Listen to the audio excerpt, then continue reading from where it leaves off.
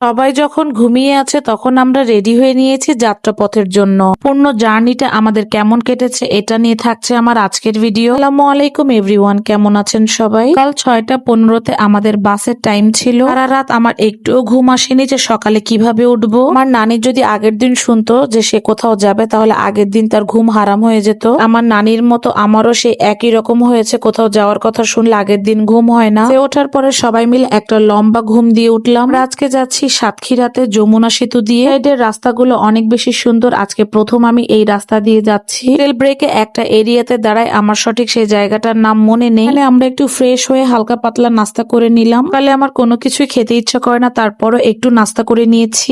8 ঘন্টা জার্নি করার পর অবশেষে আমরা সাতক্ষীরাতে এসে পৌঁছালাম। ঢাকা থেকে সাতক্ষীরাতে আসতে এতক্ষণ লাগে না, কিন্তু আমাদের বাসটা অনেক বেশি লেট করেছে প্রত্যেকটা জায়গায়। ক্ষীরাতে আমরা আমার ছোট ফুপুর বাসায় যাচ্ছি, সেখানে যে আমরা লাঞ্চ করব এবং সেখানেই উঠবো। ঢাকা থেকে গ্রামের দিকে একটু ঠান্ডা পড়ে গিয়েছে, একটু মিষ্টি রোদের ভিতরে হালকা বাতাস, অনেক বেশি ভালো লাগছিল। ঢাকা শহরের কর্মব্যস্ত জীবন থেকে গ্রামের পরিবেশটা একটু অন্যরকম ভালো লাগে আমার। বাড়িতে পৌঁছানোর পরে আমরা ফ্রেশ হয়ে নিয়েছি এবং ফুপু দেখি আমাদের জন্য অনেক খাবারের আয়োজন করেছে। আর বাকি সবার খাওয়া দাওয়া শেষ হয়ে গিয়েছে, এখন আমি আর ফুপু দুইজন একসাথে খাবো। কাল 4টা বেজে গিয়েছে, এখন দুপুরের খাবার খাচ্ছি আমরা। ফুপু এবং তার বৌমা দুইজন মিলে এই সব খাবারের আয়োজনগুলো করেছে সারাদিন ধরে। দুঃখের বিষয় হয়তোবা আমাদের রাতে আর থাকা হবে না। তারপর আমরা রওনা দিব আমাদের গ্রামের বাড়ির উদ্দেশ্যে। ফুপুও যাবে আমাদের সঙ্গে। সারাদিন পরে খাওয়া দাওয়া করছিলাম, খুবই ক্লান্ত লাগছিল এবং ফুপুর সাথে গল্প করতে করতে খাওয়া দাওয়াটা শেষ করলাম। পট করে একটু রেডি হয়ে নিয়েছি, এখন একটু হসপিটালে যাব। পরা এই সুন্দর ড্রেসটা কিন্তু আমি গজ কাপড় দিয়ে বানিয়েছি এবং ওড়নাটাও আমি ম্যাচিং করে নিয়েছি।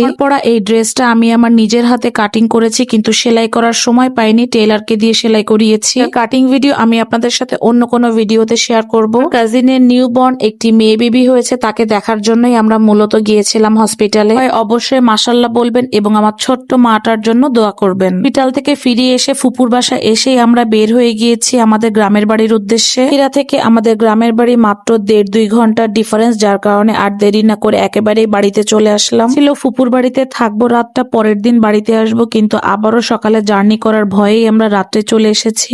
সারাদিনে অনেক বেশি জার্নি হয়ে গিয়েছে, তারপরেও অনেক ভালো লাগছিল যে অবশেষে বাড়িতে চলে এসেছি। আমাদের গ্রামের বাড়িটা অনেক বছর আগে করা এবং পুরাতন হওয়ার কারণে আমরা এটা রিনোভেশনের জন্যই মূলত এসেছি এখানে। ছোট খালা আমাদের জন্য কুলি পিঠা বানিয়ে রেখেছে আমাদের জন্য। গ্রামের বাড়ি রিনোভেশনের আপডেট গুলো দেখতে হলে অবশ্যই আমার পেজের সাথেই থাকতে হবে। আজকের ভিডিওটা আমি এখানে শেষ করছি, দেখা হয়ে যাবে নেক্সট কোনো ভিডিওতে।